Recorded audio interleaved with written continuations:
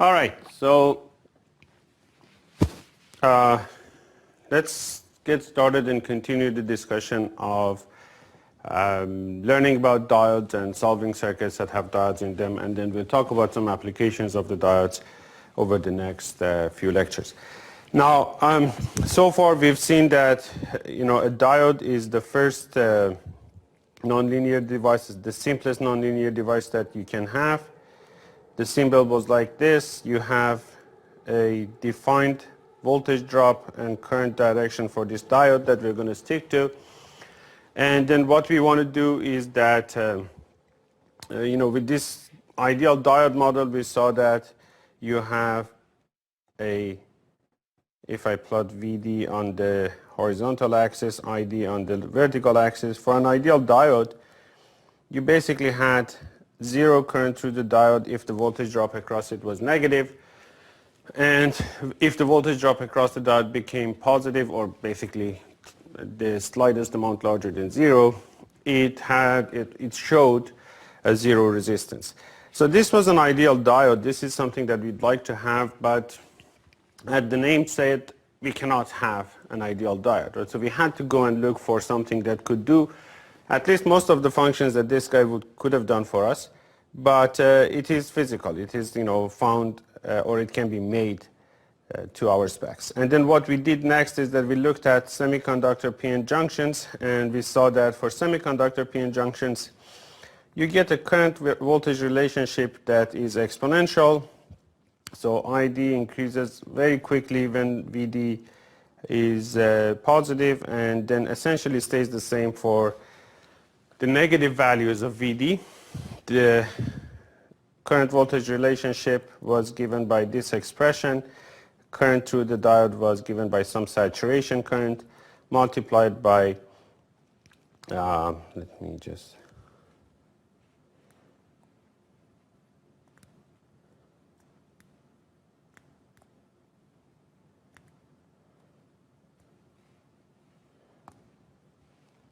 multiplied by e to the VD over NVT minus 1. Okay, so this was the current voltage relationship. As you can see, the voltage across the diode exponentially controls the current through it. And we saw that VT in this case was the thermal voltage. At room temperature it is about 25-26 millivolts.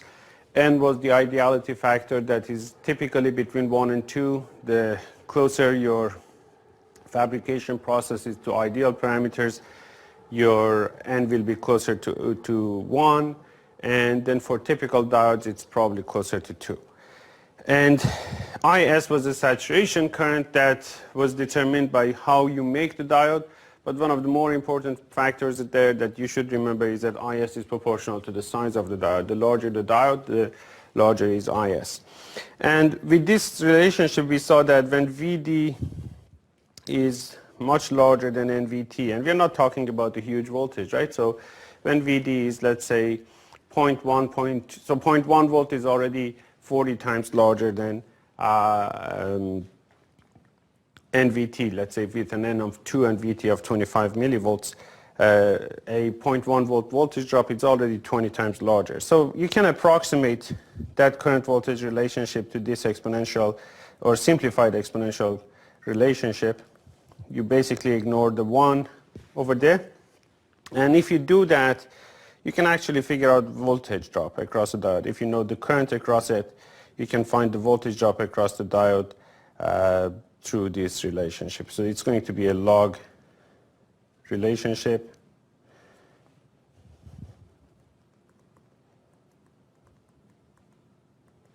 So if you know the current, you can find the voltage relatively easily in case the diode is forward biased. So when VD is positive, we say the diode is forward biased.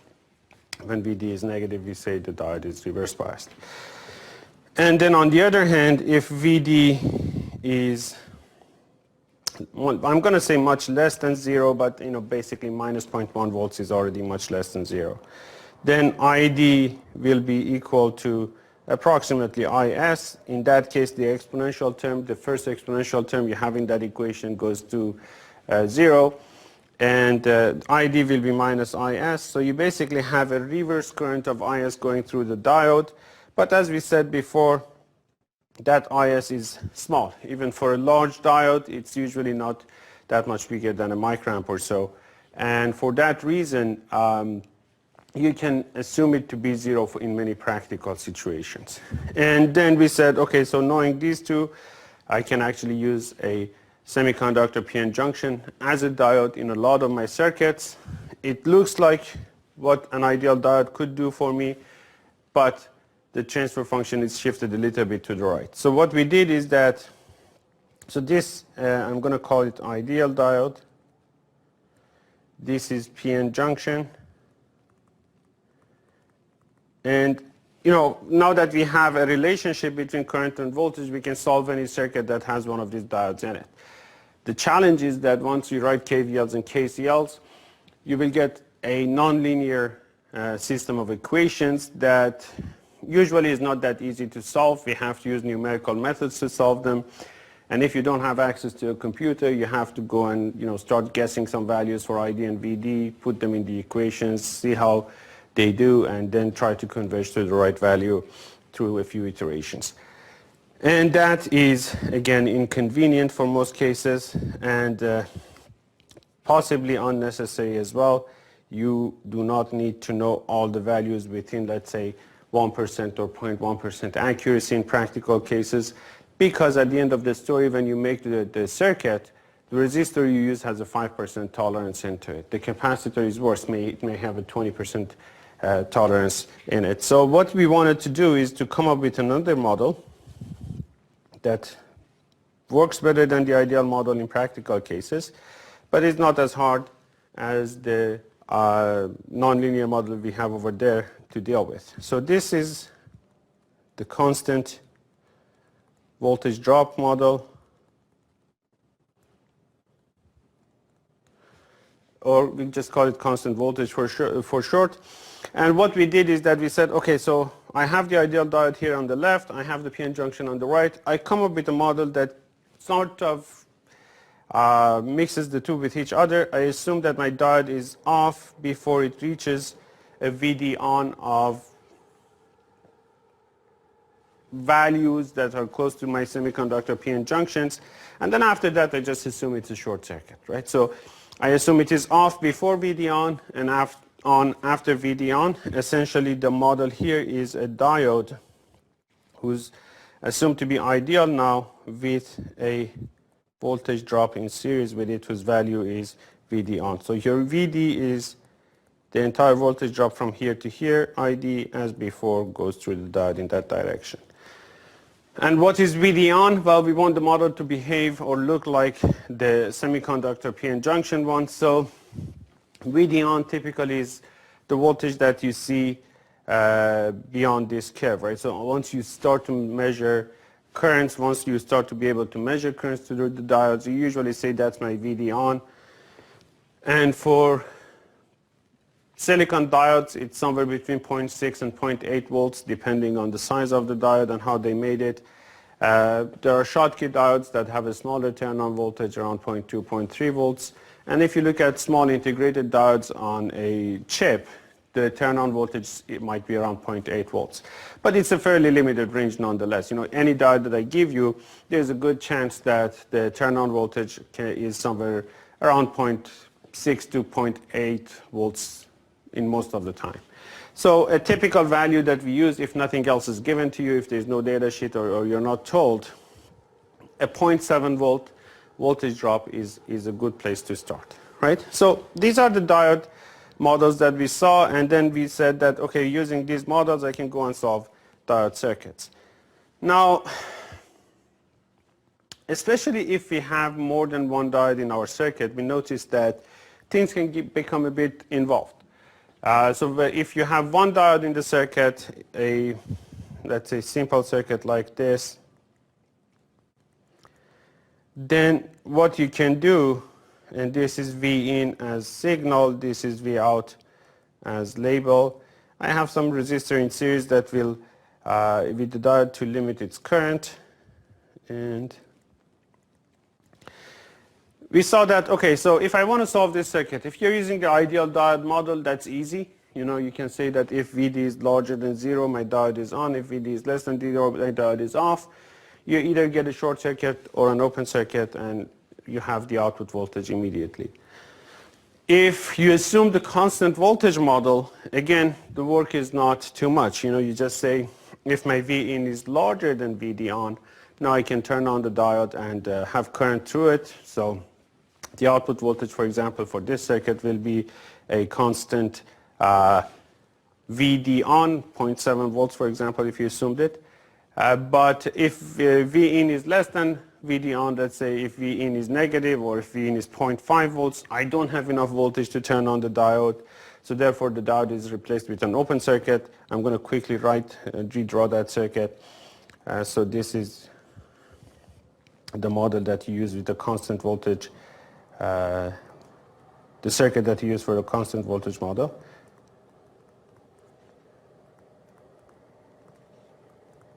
Okay, so if V in is less than VD on, then obviously the diode is off and this current will be 0. If V in is larger than VD on, your diode conducts. You assume it is a constant voltage, so it is replaced with a short circuit, and the output voltage is fixed at VD on. If you use the PN junction model, if you use the exponential model, we saw that, okay, again, yeah, you have to guess the initial value for the current. You need the resistor value in that case. So let's say if V in is 1 volt, right? If V in is 1 volt, I need 1 volt, and let's say R is 1 kilo. I need to have an initial guess for the voltage drop across the diode. As we assume normally VD on of 0.7 is reasonable. So you assume that, you assume the diode is on now in this case because V in is larger than VD on. And quickly you can say the current is around 0.3 milliamps. So it looks like you have solved the circuit quickly. But then you have to verify the answer. You have to see if it is actually the right value. So with the diode properties IS and N, you go and check if the answer you got is accurate enough. And if not, you go back and modify the answer, go through iterations to solve it. Now, there are situations where you're dealing with this circuit or something similar to this, and things change a little bit. Right, so V in, so let's say initial V in value was 1 volt. Now V in goes to, let's say, 1.1 volt. It doesn't change that much, just a tiny amount of change at the input. Or another change that may not be under your control is that maybe the temperature in the room changes a little bit. And you know that when the temperature changes, you know, the voltage current relationship for the diode changes a little bit. Or maybe you designed the circuit for a resistor value of 1 kilo ohm, but when the technician was assembling the circuit, they used a resistor that was, let's say, 50 ohms above what you designed. Right? So it's 1.05 kilo ohms. And that can happen because typical resistors have 5 to 10% of tolerance in their values. And these are all small changes. These are all from that initial point that you designed the circuit for. There's a small deviation, slight deviation from that point. What you can do is that you can go back and solve the circuit for 1.1 volts and see what happens. But let's see what happens if we use the ideal diode model. So what happens if V in goes from 1 to 1.1, and I'm using the ideal diode model to solve this circuit? I'm going to stand silent for a second. You can pause the video, think about it, and tell me what is the new value of V out, or tell yourself what is the new value of V out if V in changes slightly.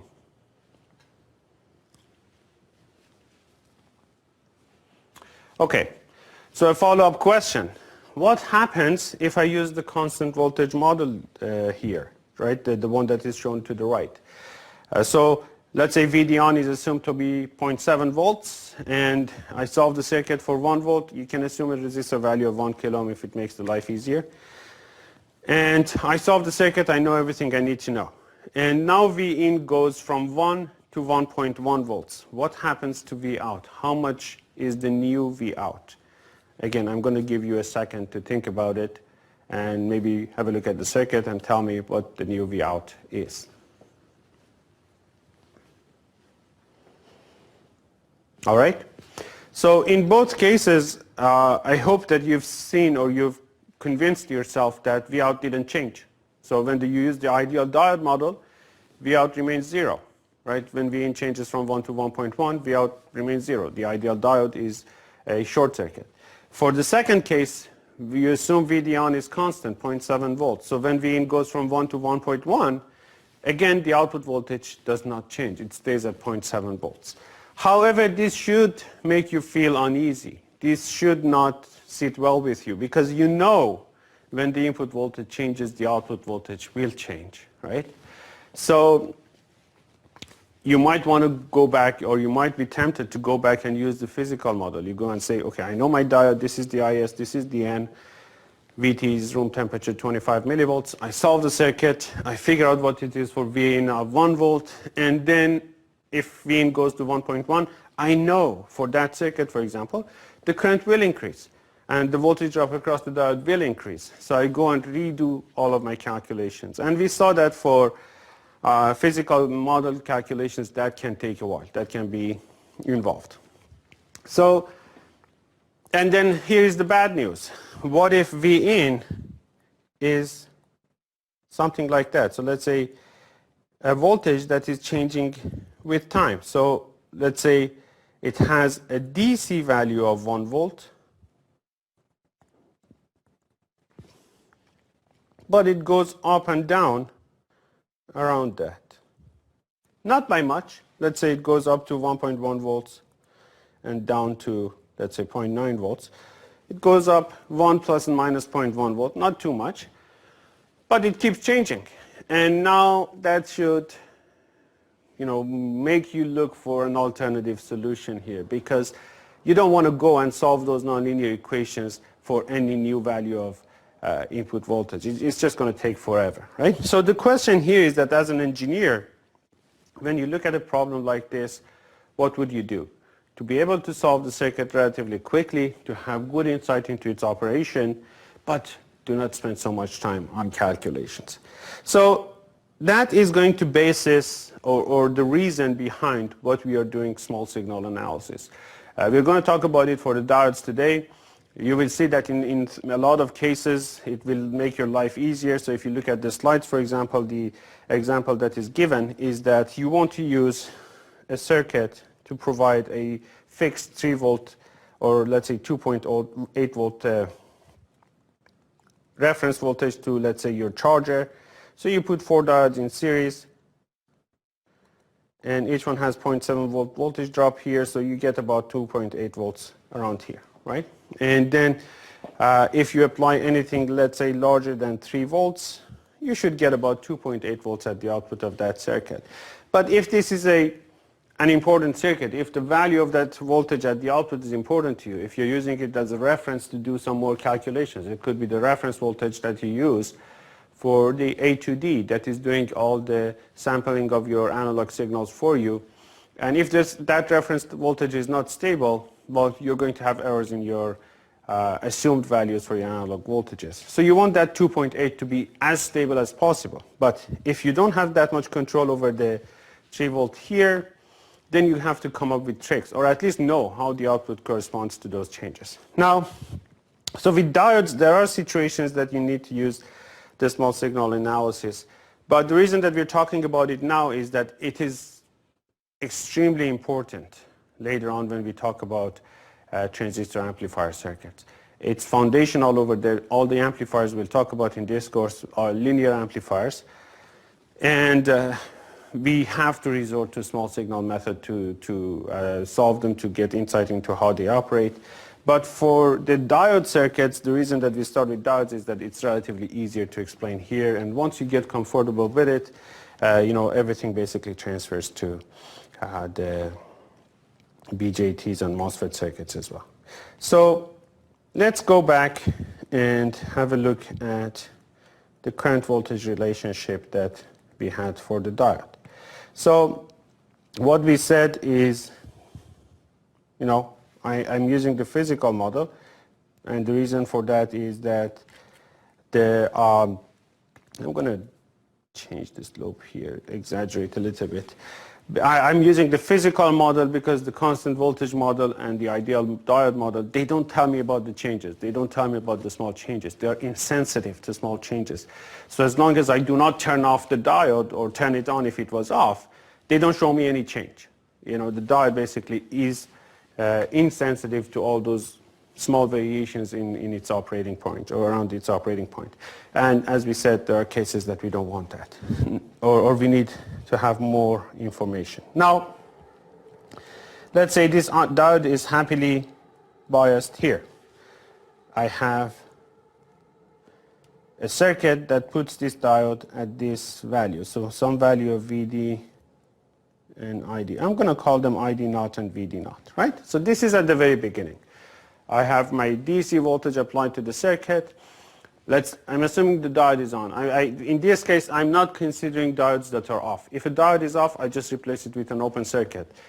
Or if you're super picky about the values or you're dealing with really small currents, maybe with a reverse biased diode can be replaced with a current source whose value is IS. But in most practical situations, IS is so small that is practically zero for you. So this is where I am. My diode is happily biased at this point. Let me just do a little bit of modification here. I'm going to get a little bit of curvature into this. Okay, yeah, this is better. All right, so what I want to do is to study what will happen if there is a small change in the environment. And I guess I'm giving you the answer. If there is a small change in the environment and I have this nonlinear relationship between the variables and I don't want to spend a lot of time solving for what happens next. So let's look at the situation here. So let's say I apply some delta VD here. So this distance is delta V or delta VD. So the new voltage across the diode is VD naught plus delta VD. Okay? And if I want to be true and go and follow the physical model, I get a new value for ID that is ID naught plus some delta I D. And this is the new operating point for my device. But this is where I started, that's where it's going to be. But if I want to do that, I have to go and do all those nonlinear calculations, which I hope to avoid. So what I do next is, as an engineer, I look at this and I say, well, you know what? If I know the slope of this curve at this point, I can, and if things are small, if the step that I'm taking here is small, then I can replace or approximate this portion of that curve with a straight line. Okay? And if I approximate it with a straight line, and if I know this slope, I can calculate this height easily. So let me call this delta ID, let's say that's the true delta ID, but I can come up with an approximation for it. So let's just call it delta ID, and I'm just going to call the whole thing here ID1.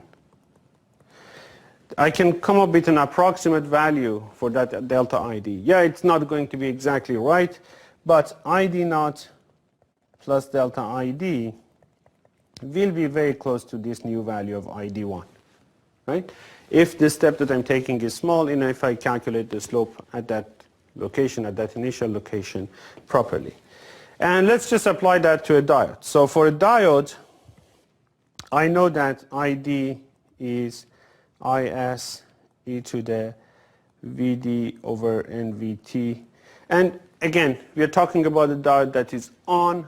VD is much larger than NVT already. So I can ignore that -1, but it doesn't really affect us. So I'm going to keep it here, but we already know that that one is negligible compared to that E to the VD divided by NVT, right? So what is the slope of the curve at this point?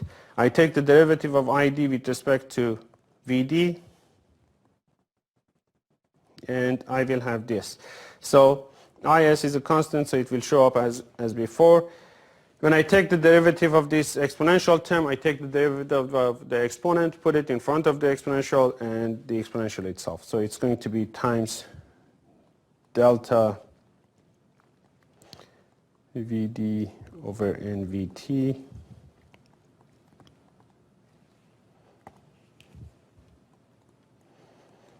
times e to the Vd over nVt. Okay, so that's the derivative, and the 1 goes away. You know, the derivative of 1 will be 0. It's a constant now. Okay, so if I calculate this value at my initial bias point, so delta ID at ID naught, VD naught, and ID naught.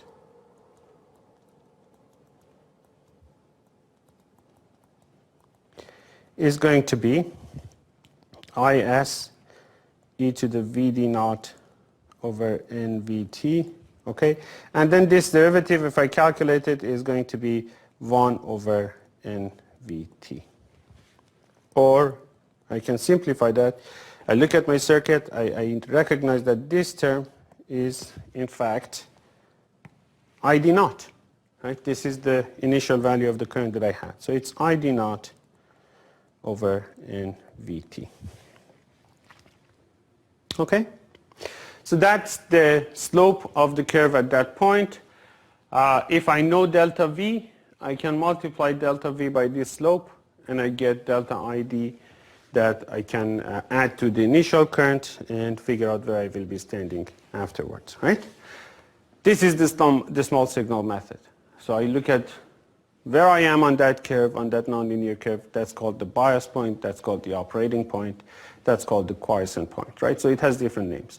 But what it means, that all of them mean, is that this is where the circuit was sitting happily before changes happened. The change can come from an environmental change, it could be a value of the component changes, or it could be a signal that has come from outside.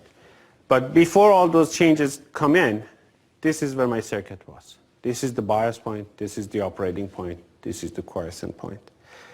And after this point, the change that has come is small. It just moves my circuit a little bit from that bias point.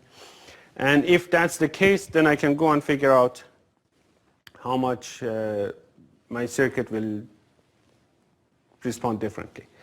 So I know ID naught and VD naught from the calculations that I did before, right? So I have solved the circuit through constant voltage model maybe, but probably the physical model. I know my ID naught and VD naught.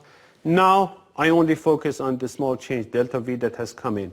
That delta V is going to shift the operating point of my diode by delta I, and then the way that I calculate it is by multiplying delta V with this derivative, right? So just to make it super clear, delta ID now is going to be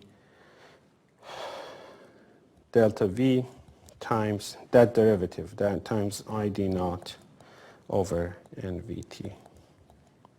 Okay? Let me give that a name, this expression here. Let's give it a name. This slope, as you can see, is a current over a voltage. And we already have a circuit element that gives you that ratio. A resistor can be, is a linear device that has a linear relationship between its voltage and current. I'm going to call this RD. So this is how I'm going to show it. So RD, or what I do is that I define RD, but resistor or resistance is voltage over current. What I have is current over voltage. So it is 1 over RD. So I define RD as 1 over that slope. So 1 over delta ID divided by delta VD. And I have the expression here. RD is going to be nVt over ID naught. This is a definition. I give that a name to that slope, and the reason is that I'm going to use that all the time. So I'm going to give it a name. I call it the small signal resistance of a diode.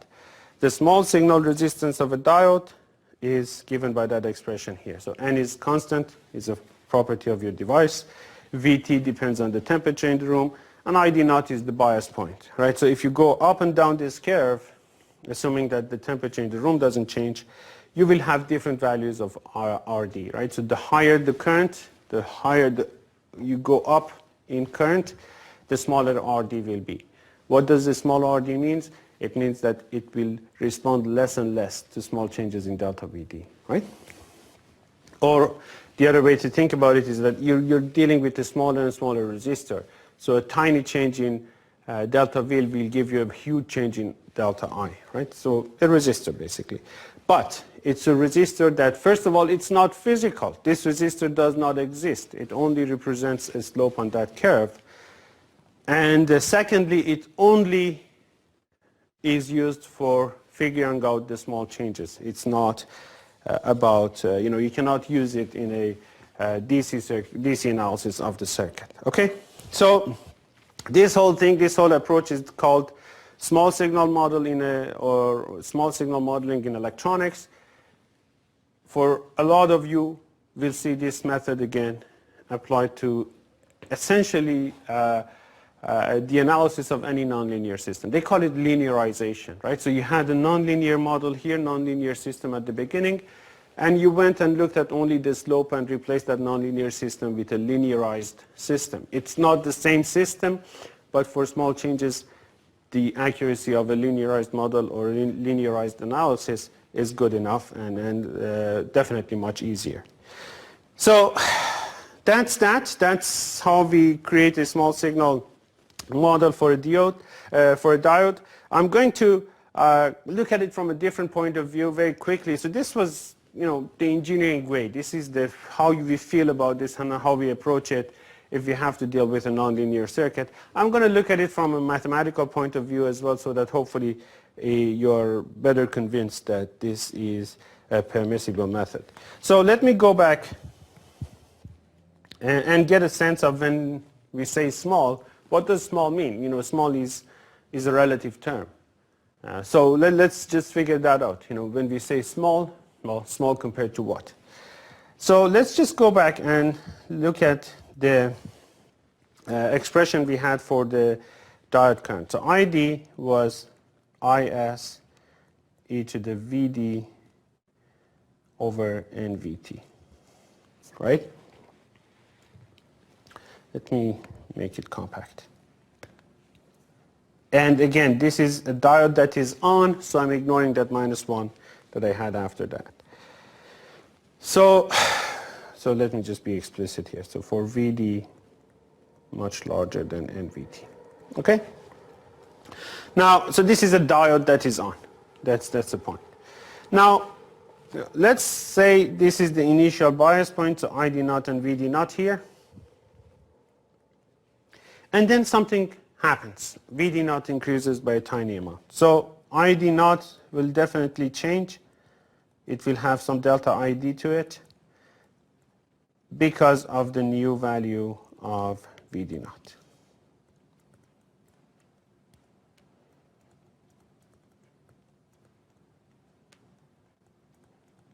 Okay?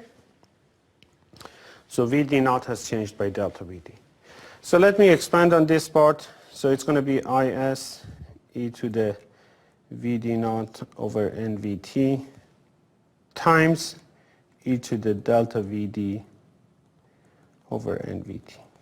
Okay? And then I quickly recognize that this part is the same as this. So I go and rewrite this in a more compact way. So it is ID naught times e to the delta VD over NVT. Okay? Now, I assume delta VD was small. That was the whole point, right? So I'm going to use Taylor series to expand that. So the expansion, the Taylor series expansion of an exponential is that you have the series like this, 1 plus delta VD over NVT plus delta VD over NVT, the whole thing squared, plus other terms. Okay? And Now we can make a simplification here.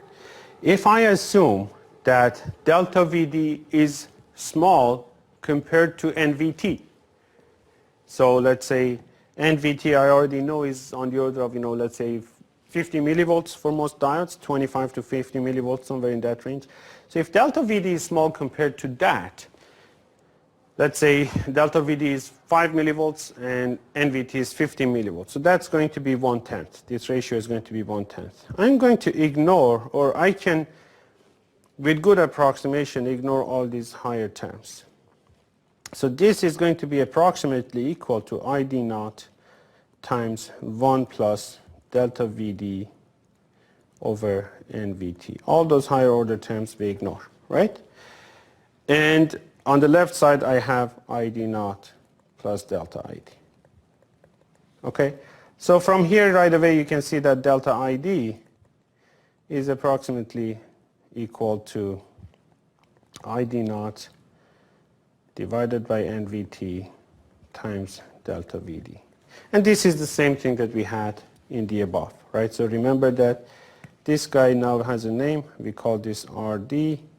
So this is going to be delta VD over RD. And you can go and check that they are in fact the same thing, right? Over here we said the new value of this delta ID, or the approximate value, you find it by slope times the step, right, here. And over here we get the same result, but this is a mathematical treatment of the problem. But nonetheless, they both give you the same result. So if you have a small change, delta VD, all you need to do is to figure out what is the RD, what is the small signal resistance for that diode at that bias point, and then multiply the delta ID by that delta VD, or vice versa, divide delta VD by delta RD to figure out what happens. And this is going to make our lives so much easier. Here is an example, or let me go back to this example that I had above here.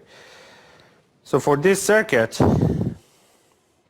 what we said is that, okay, so I solved it for 1 volt at the input and some, let's say, diode characteristics and resistor values. Now, if the input voltage changes a little bit, what I do is that I have the initial solution for ID naught and VD naught. I have that. I put it in the, let's say, on the back burner for now. And I only look at what has this small change at the input done to my diode. And let's say if it goes from 1 to 1.1, the change is 0.1. I say, okay, so if I apply a 0.1 volt signal to that linearized circuit, now I replace the diode with its small signal resistance, how much change will I have at the across the diode? And then I go back and I say, okay, so a 0.1 volt change here causes, let's say, a 5 millivolt change across the diode voltage.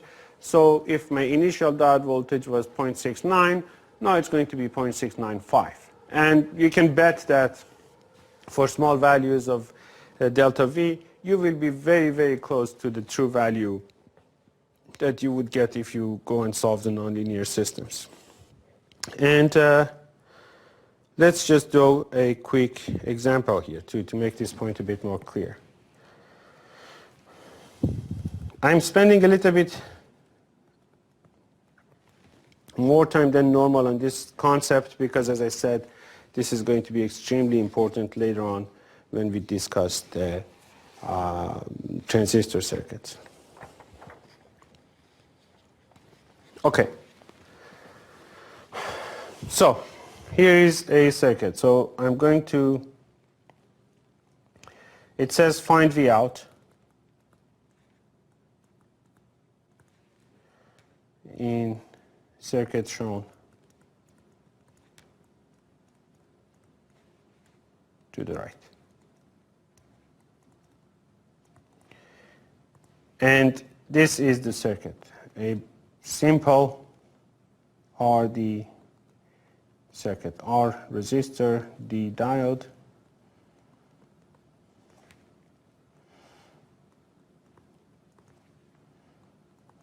However, here is the interesting part. So V in is 3 volt DC plus 0.1 volt sine omega t. So sine omega t part means that this is the signal that changes with time. It goes up and down around that 3 volts, right? So it goes up to 3.1 volts and then drops back to 2.9 volts. So if I want to plot that V in,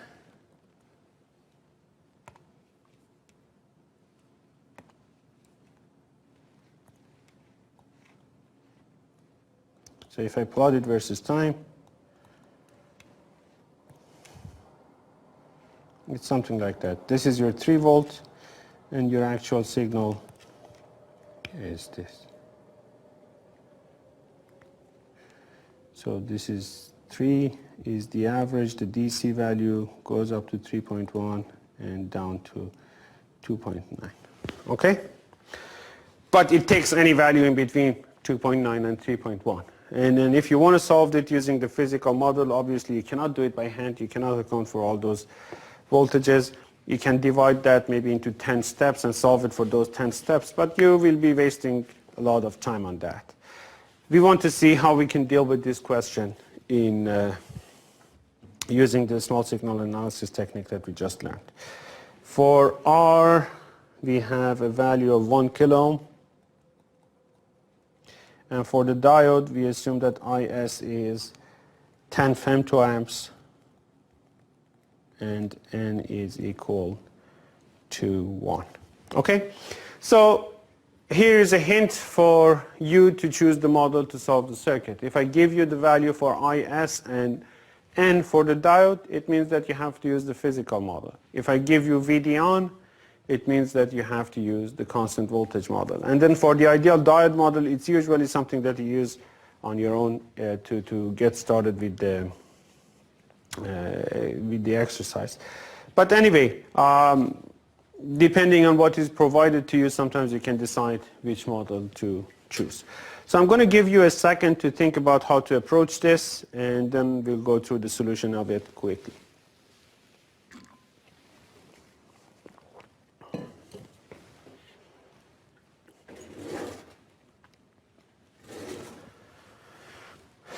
Okay, so this is what we do. We said that we need to figure out where my diode is standing for that large signal. So I go and focus on the large signal. It's the 3 volt DC. I can write a KVL here.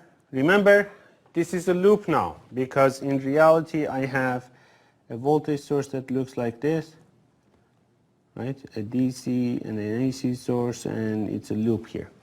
But in electronics, I want to make my drawing simpler, so I do not draw the voltage sources sometimes, or current sources I almost always draw, because the current source, you have to know where the two ends of the current source are. They pass current from one node to the other node. But for voltage sources, I may just say that voltage source is applied to this node. The node is called V in, but you have to say that this is a voltage source here. So I have a loop, and the current in this loop is ID. So I write my KVL, so it says V in is RID plus VD. And I need to find V out. I notice that V out is equal to VD. So if I find VD, I have my answer. And then if I plug in values, 3, remember I'm trying to figure out where my bias point is, where my diode is sitting in the beginning, is 1 kilo ohm times ID plus VD. Now, in this circuit, the input voltage, the DC voltage is large. I think I'm going to be safe if I assume the diode is on. And if the diode is on, I can write this. Let me write VD here, but I can write this equation for VD, and VT times the log of ID over IS. And we said this equation is a little bit easier to deal with when you're solving these nonlinear equations through iterations, because a small a change in ID doesn't change VD by much, and if you take guesses on ID, it's going to converge a little bit more easily, or hopefully faster than if you use the exponential formula and write ID is equal to IS times e to the n Vd over nVt. So this is what I'm going to use, but because this is nonlinear, I cannot solve it immediately. I have to make a guess. What is my guess for ID? So from these two, I get this equation. So this is the equation I need to solve. So this is 1 kilo ohm times ID plus nVt, the log of ID over Is. So I need to solve this, right? And it's not easy to solve, so I guess values and numerically, hopefully approach to the right answer quickly. What is it that I'm going to guess for ID? Well, I look at this circuit. I have 3 volts at the input. I think I'm going to have around 0.7 volts on the diode. It's a, looks like a regular diode. So 0.7 volts for the diode. And if that's the case, I have 3 volts at one end of the resistor, 0.7 volts on the other end of the resistor. Therefore, my initial guess, so let's just call it I1, I guess to be 3 minus 0.7 divided by the resistor value, which is 2.3 milliamps. Of course, you can go and make any guess. You can go and assume that the current is 1 amp and just plug it into this equation. I'm going to call this right side of the equation A. Each time that I make a guess, I calculate A. If A is close to 3, then I hopefully made the right guess. And therefore, you can start from anywhere, but if you're far from the true answer, you have to take more steps.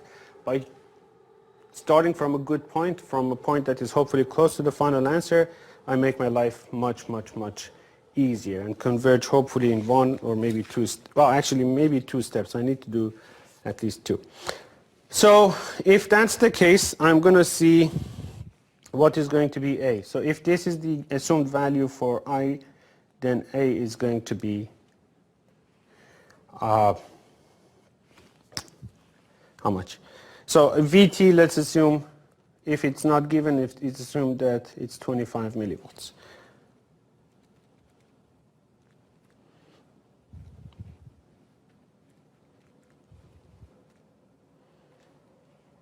Femto is 10 to the minus 15. So 10 femto is going to be 1 e minus 14.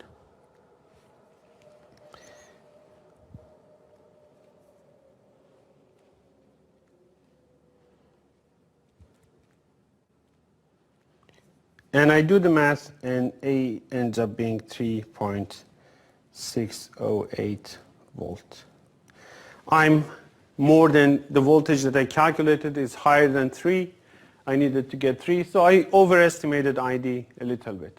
So maybe I go and take a step back and assume ID to be, let's say, 2 milliamps, and recalculate A.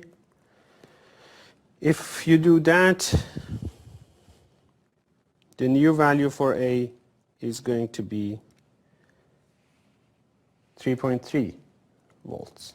So I wasn't bold enough, right? So I could take a larger gap. But now I went from 3.6 to 3.3 by going from, how much was it, 2.3 to 2. Maybe the next value that I choose is 1.7 milliamps, right? It looks like it's getting me there in that kind of a step, just by luck.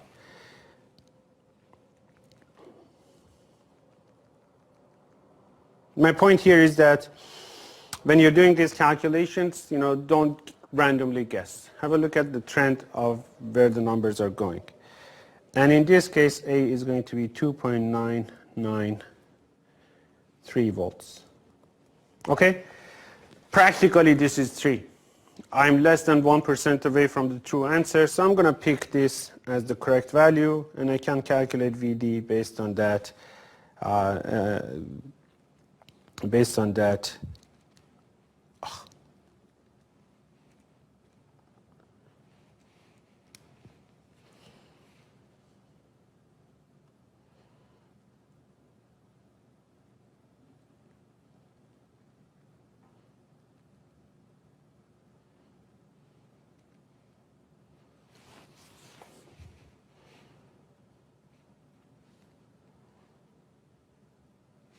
So the VD that I calculated here is 1.3 volts.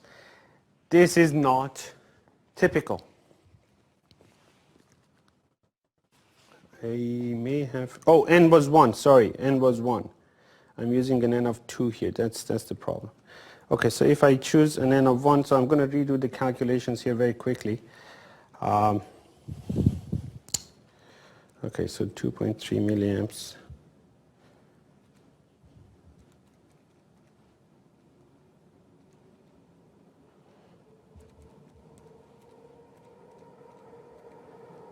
So actually this could be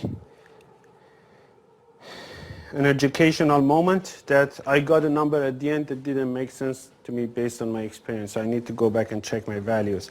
So actually if I go back and check my values, so these numbers are going to be wrong, right?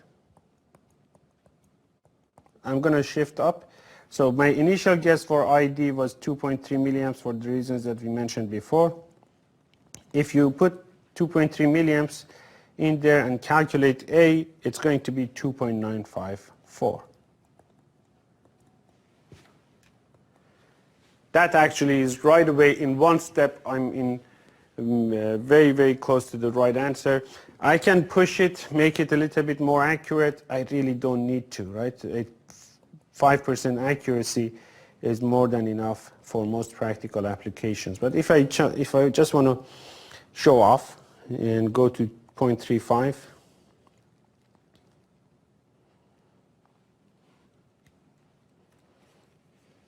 then A is going to be 3.005 volts. This is definitely acceptable, okay?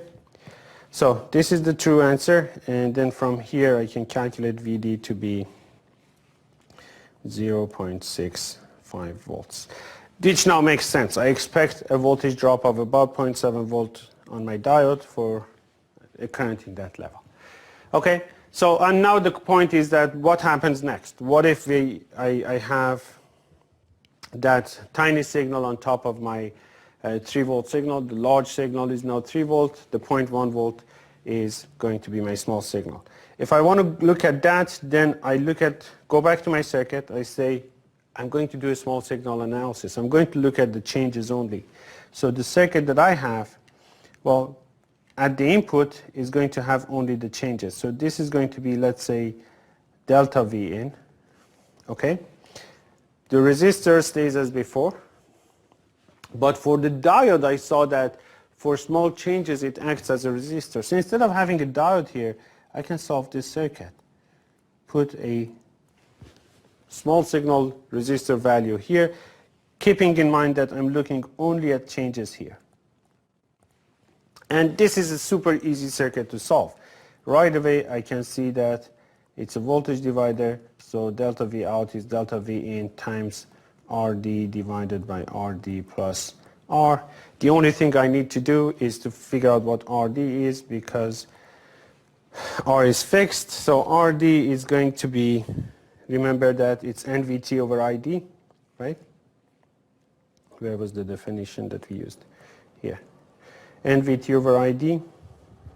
So NVT, N is 1, VT is 25 millivolt, and ID is 2.35 milliamps. So that's going to give me an RD of 25 millivolts divided by 2.35 milliamps. That's 10.6 ohms. Plug that into here and you will see that delta V out is whatever my delta V in was times the ratio of 10 ohms, and that's 1 kilo ohm. So that's about 0.01. Okay? Now my input amplitude, signal amplitude, so I can actually write it as a sine wave because I know my input was a sine wave. So it's 0.1 times 0.01 sine omega t. So 0.01 is from the division, the voltage divider, 0.1 was the original value of the signal. So this is going to be 10 to the minus 3 sine omega t. So if you want to plot the voltage drop across the diode over time, you can actually do that now. It is going to be 0.65 volts that we found from the large signal analysis, but it goes up and down around this by 1 millivolt. So it goes up to 0.651 and goes down to 0.649. And if you want to convince yourself that this is going to be very close to the true value, I suggest that you can do one of the two things. You're going to learn about LT-SPICE, the circuit simulator for our labs. You can plug in this circuit in there and do the analysis on it. Pick some diode model that is reasonable, not an ideal diode model. Or write a couple of lines of code in MATLAB or Maple and run it and see what is the output voltage of this diode. But nonetheless, the changes are really, really small compared to the initial DC values. Now, so that's how we deal with small signals. So I'm going to write the procedure for doing a small signal analysis. This is in your slides, so you will see that. But we use small signal analysis. We use linearization techniques when we have to deal with a nonlinear circuit that is sitting against a bias point, and we just push it around that bias point a little bit, operating point or quiescent point a little bit. So the first thing we need to do is solve. So I'm going to put this list of notes in front of me so that I don't miss anyone. Solve the large signal, right? All those DC values. So ignore the small changes for now. Figure out where the diode would be standing if you didn't have those small changes. Where is that initial point that we had on that curve? Once you solve that, you know ID0 and VD0. So the second step is that you can calculate small signal parameters.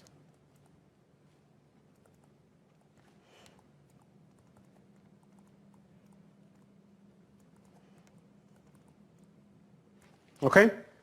So in this case, if you have a diode, the small signal parameter for a diode is just RD. You know, this is the equivalent circuit element that you can use to look at how that diode responds to the small changes. Step 3 is to build the small signal model. So now you have solved the large signal circuit. You want to focus on the small changes. So for the small changes, you get rid of the large signals in your circuit. Remember, that's our starting point now. So you get rid of the large signal sources in your circuit, focus only on small signal sources. So if you want to get rid of a DC voltage source, you replace it with a short circuit, 0 volt DC. If you want to get rid of a DC current source, you get rid of it by replacing it with an open circuit, 0 current, right? So remove large signal sources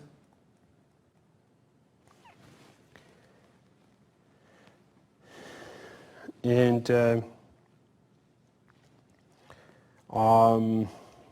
then replace, well, let's just say and replace nonlinear elements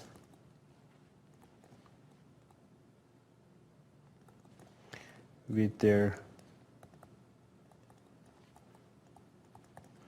small signal models.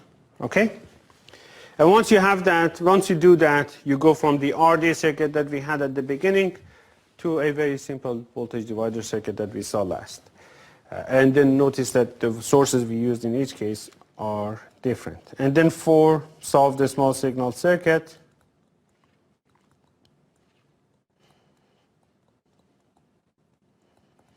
And 5, if you need to, you can say that the output of my overall circuit over the overall output of the circuit is going to be the large signal plus the small signal, right? So report large signal plus small signal. Usually you don't have to do that. Usually we are, in most cases, we are more interested in the small signal behavior of the circuit. And once you get to that stage, anybody who needs to know the combination, they can go and add large signal to a small signal. But sometimes you have to. you want to report them. So for example, if I tell you that VDC has gone up from 1 to 1.1, and there's no AC signal on top of it, well then you have to go and calculate the small signal value of the voltage drop across the diode and add it to the initial value to find out the new one. But in most cases, especially if your input signal is AC, then you don't do that. Now, this is going to stick with us for the rest of the course. We are going to do this nonlinear large signal analysis first, then small signal second. And what we want to do is that we want to make a distinction between how we indicate if a signal is a large signal or a small signal. So if a signal has both DC and AC components in it, right? A large DC and a small AC, this is how I indicate it. So a lowercase symbol for voltage or current and a capital subscript for the, let's say, node, whatever that I do. So IB, for example, right? If I do this, if I write it this way, it means that the signal has large signal plus, or I'm going to say DC because large signal to you guys in this course is going to be DC, plus AC.